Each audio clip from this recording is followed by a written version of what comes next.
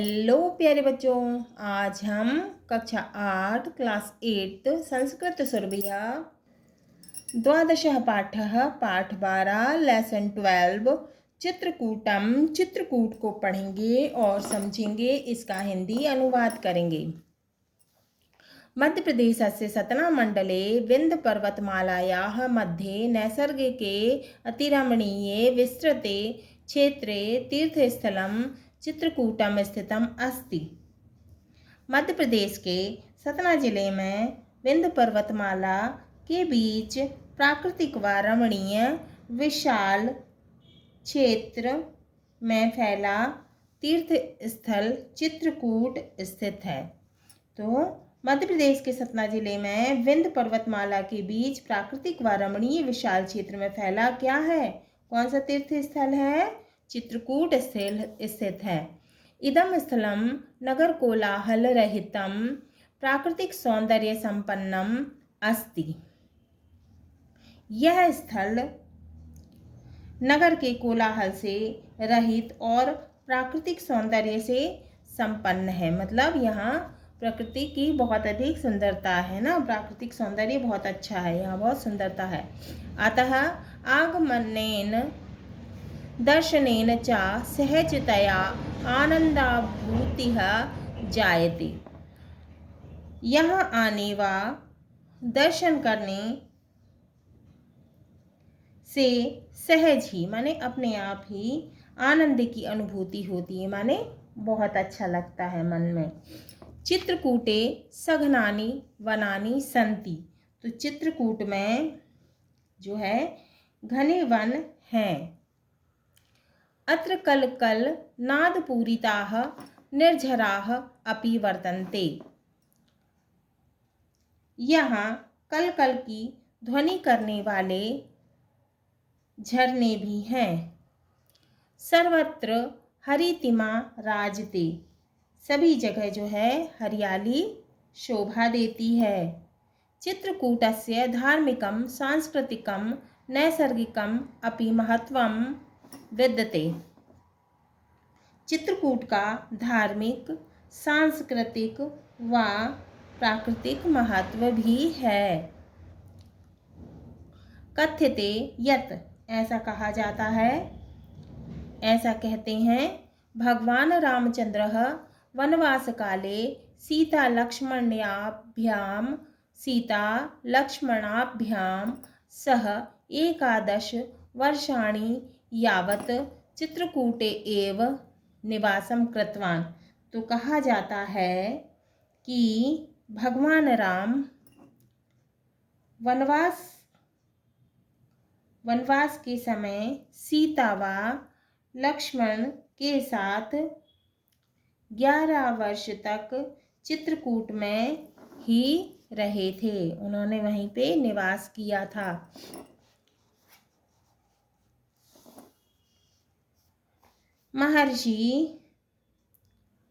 महर्षिः अत्रिः साध्वी अनुसूया च अत्रैव तपस्यां कृत्वा आत्मज्ञानम् अलभेताम्।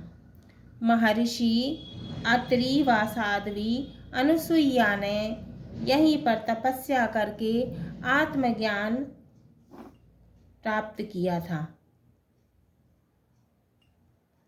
जनश्रुत्यनुसारम् अत्रैव अनुसूया ब्रह्मा विष्णु महेशानां स्वतपसा बालरूपेण साक्षात्कारं कृतवती। जनश्रुति के अनुसार माने लोगों के अनुसार यहाँ ब्रह्मा, विष्णु और महेश की तपस्या करके अनुसूया ने बाल रूप में साक्षात्कार किया था। तो जनश्रुति के अनुसार यहीं ब्रह्मा, विष्णु और महेश की तपस्या करके अनुसूया ने बाल रूप में साक्षात्कार किया था, है ना। तो दर्शन किए थे किसके? ब्रह्मा जी के, विष्णु जी के और महेश जी के। शंकर भगवान के, है ना। अत्र अनेकानि दर्शनीयानि स्थलानि सन्ति, यहाँ अनेक दर्शनीय स्थल हैं। यथा जैसे रामघट्टः रामघाट, मंदाकिन्याः तटे रामघट्टः अस्ति, गंगा के किनारे रामघाट है ना। मंदाकिन्या गंगा के किनारे रामघाट है। अयम अतीव रमणीयः घट्टः, यह बहुत सुंदर घाट है। अत्र साधूनां महात्मनां तीर्थयात्रिणां च प्रायः सम्मर्दः भवति, यहाँ साधु, महात्मा और यात्रियों की हमेशा भीड़ लगी रहती है। सूर्योदयात् सूर्यास्तं यावत् मंत्रोच्चारणेन वातावरणं गुंजायितं भवति। सूर्योदय से सूर्यास्त तक मंत्रों के उच्चारण से वातावरण गूंजता है। संध्या काले नीराजन समये मनोरम दृश्यम भवति, शाम को आरती के समय सुंदर दृश्य होता है। अत्र नौका विहारस्य आनंदः अपि यात्रिभिः लभ्यते, यहाँ यात्रियों द्वारा नौका विहार का आनंद भी लिया जाता है। मतलब यहाँ पे यात्री जो आते हैं वो नौका विहार करते हैं, है ना, और क्या करते हैं, आनंद लेते हैं। कामदगिरि, अब क्या है कामदगिरि। कामदगिरि स्थलस्य धार्मिकं महत्वं लोकप्रसिद्धम्। कामदगिरि का धार्मिक महत्व लोक प्रसिद्ध है। एतत् स्थलं हरितिमाच्छादितम् अस्ति, यह स्थल माने यह स्थान हरियाली से घिरा है। यह जगह जो है वो हरियाली से घिरी हुई है ना, हरियाली से घिरा हुआ है ये स्थान।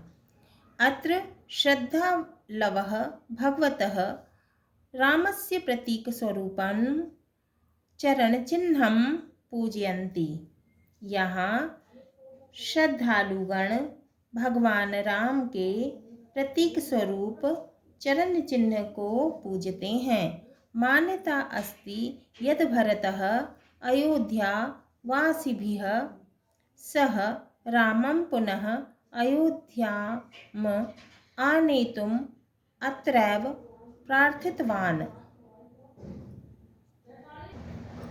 मान्यता है कि अयोध्यावासियों के साथ भरत ने श्री राम की अयोध्या लौटने के लिए यही प्रार्थना की थी। क्या हुआ था? मान्यता है, कैसी मान्यता है कि अयोध्या वासियों के साथ भरत ने श्री राम को अयोध्या लौटने के लिए यही प्रार्थना की थी। तो किसने की थी प्रार्थना? भरत ने। किससे की थी? भगवान श्री राम से। क्या प्रार्थना की थी? अयोध्या वापस लौटने के लिए प्रार्थना की थी। अत्रैव समीपे भरत मिलाप मंदिरम अस्ति, यहीं पर पास में भरत मिलाप मंदिर है। कौन सा मंदिर है? यहीं पे पास में भरत मिलाप मंदिर है। कामदगिरेः प्रदक्षिणा जनेः क्रियते, लोग कामदगिरि की प्रार्थना करते हैं। जानकी कुंडम, अब क्या है? जानकी कुंड। रामघट्टात् नीति दूरम एव जानकी कुंडम अस्ति, रामघाट से थोड़ी दूर पर जानकी कुंड है। तत्र नौकया अपि गन्तुं शक्यते। यहाँ नाव से भी जा सकते हैं। अत्र मंदाकिन्याः शांतं जलम अतीत स्मृति पूरितम इव स्थिरं भाति। यहाँ मंदाकिनी का शांत जल बीती बातों से भरे हुए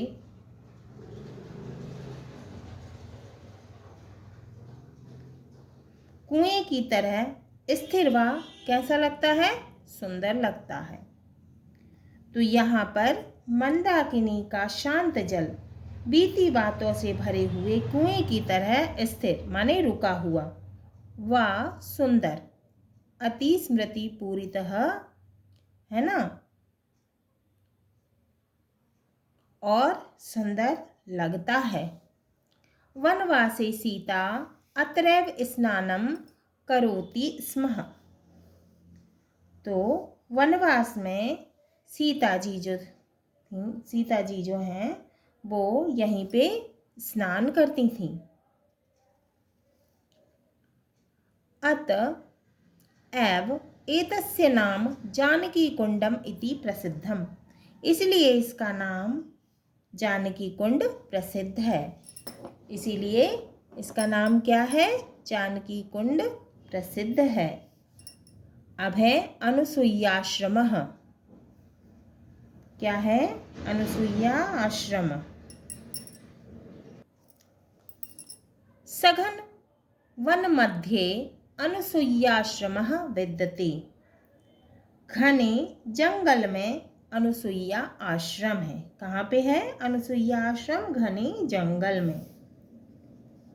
अत्र पक्षिणां कलरवः निर्झर झरझर ध्वनिः शीतलवायुः च मनांसि रंजयन्ति।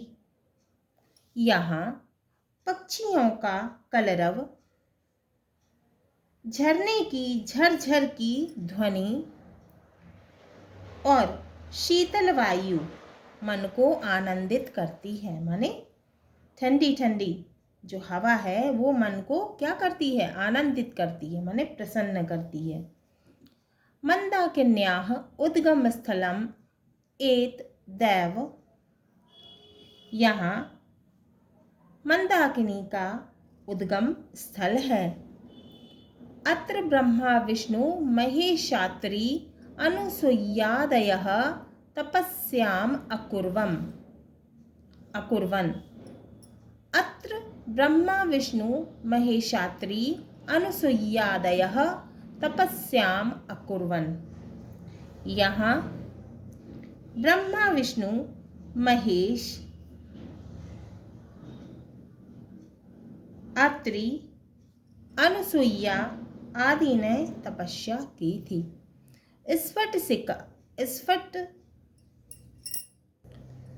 स्फटिक शिला। अब क्या है? स्फटिक शिला।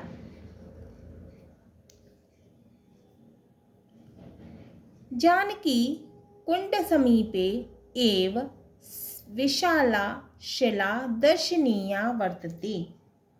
जानकी कुंड के पास ही एक बड़ी शिला माने चट्टान है ना, देखने योग्य है। अत्रैव जयन्तः काकरूपेण सीताचरणे चंचुप्रहारं कृतवान् आसीत् इति प्रसिद्धम्। यहीं पर जयंत ने क्या किया था? जो कि कौवे के रूप में आया था, है ना, काक रूपेण।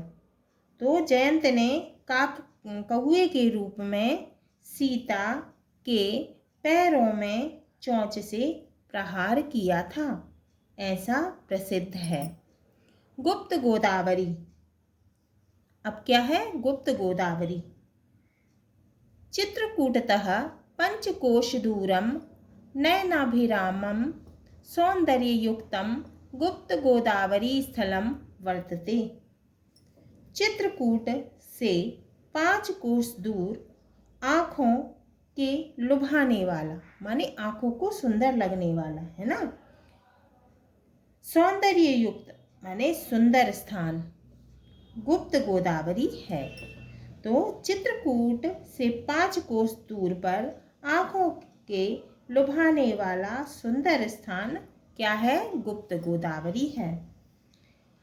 अत्र द्वैनैसर्गिके गुहे स्तः, यहाँ 2 प्राकृतिक गुफाएं हैं। अत्र निरंतरम जलम प्रवहति, यहाँ लगातार पानी बहता रहता है। अब क्या है? हनुमान धारा। क्या है? हनुमान धारा। अत्र उच्च स्थलात् जलम पतति, यहाँ ऊंची जगह से पानी गिरता है। जलप्रपातः अत्र खलु द्रष्टव्यः एव, यहाँ का जलप्रपात देखने योग्य है। द्रष्टव्यः का अर्थ देखने योग्य है ना, तो ये देखने योग्य है जलप्रपात। लंका दहनान्तरं रामाज्ञा हनुमान अत्रैव शीतलत्वं प्राप्तवान्, अतः एतस्य नाम हनुमान धारा इति जनश्रुतिः।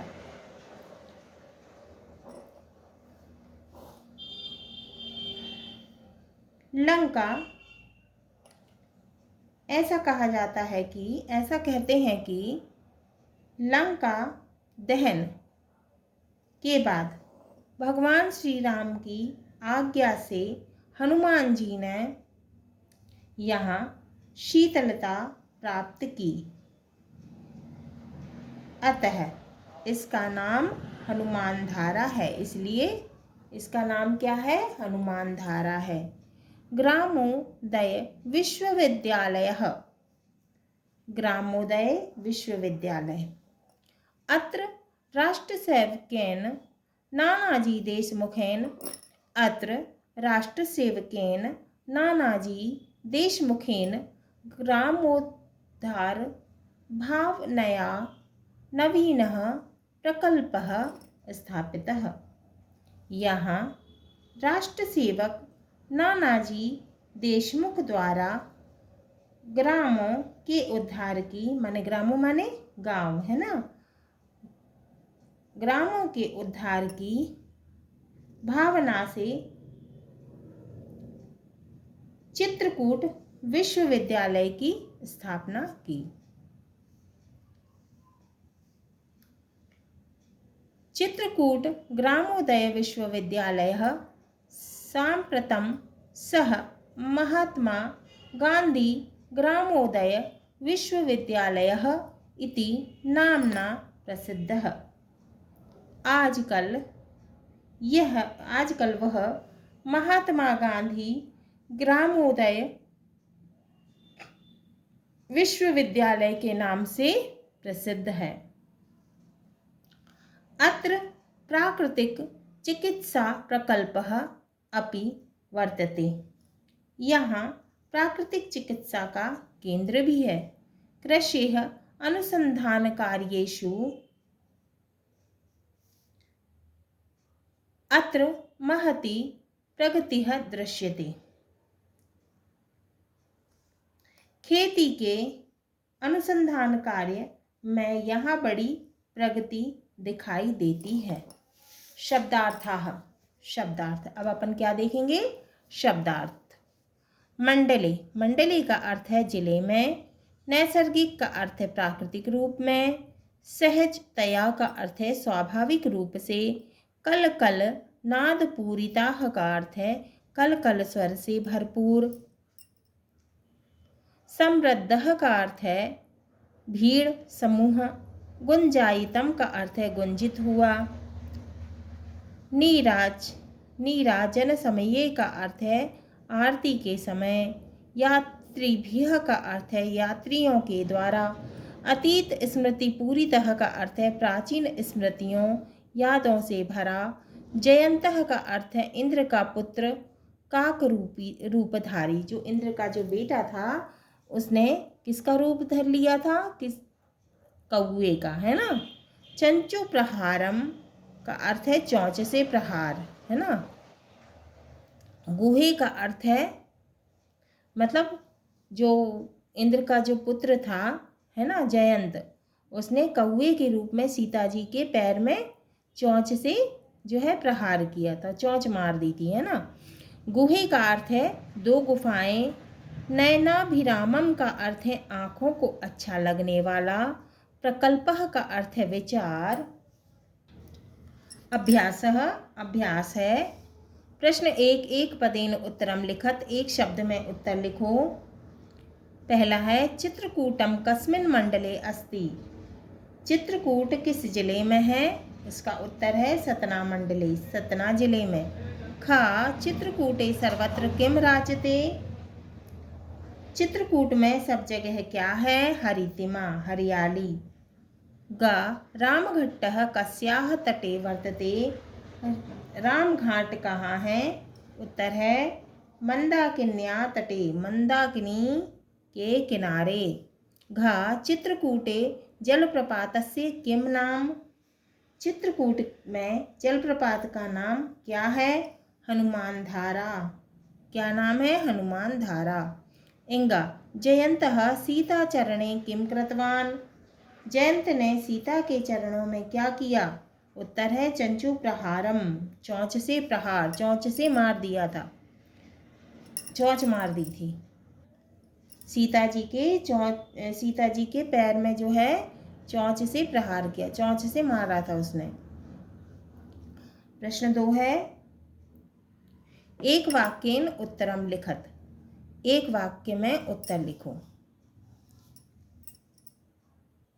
हाँ तो प्यारे बच्चों, ये हमारा द्वादशः पाठः पाठ 12 लेसन 12 चित्रकूटम पूर्ण हुआ।